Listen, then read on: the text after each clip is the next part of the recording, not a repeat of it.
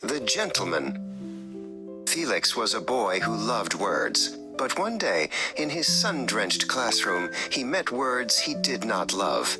His teacher, a kind woman with a voice like rustling leaves, taught the class how to write a formal application.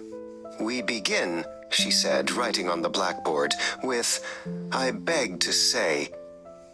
Felix frowned at his paper. Beg? Why must he beg to say something? He raised his hand. "Must we beg?" he asked. "It sounds like we are very small and scared." The teacher smiled, but it was a tired smile. "It is just good manners, Felix. It is the proper way."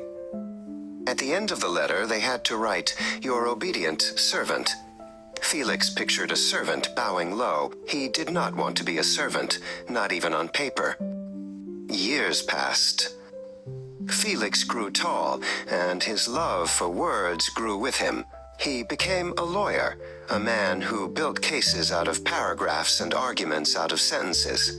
He wore a crisp suit and carried a heavy briefcase filled with important papers.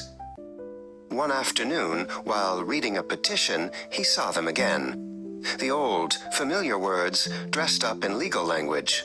The petitioner humbly prays and with utmost respect.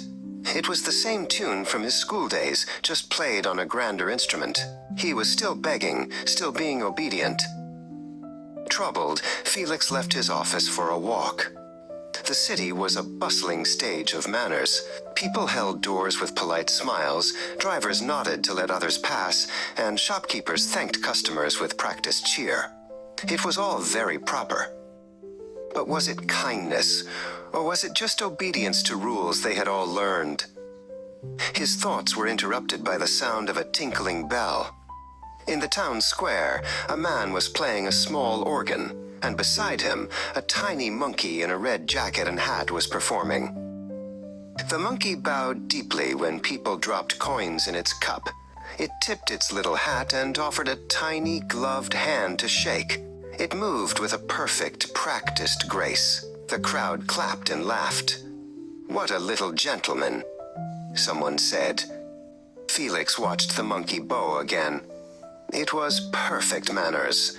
It was also perfect obedience. The monkey did not feel respect. It had been taught to perform it for a reward. The next day, Felix began to write, not with the old, borrowed words of a servant, but with new words, words that were his own. It was a small change, but for Felix, it was the beginning of being a true gentleman.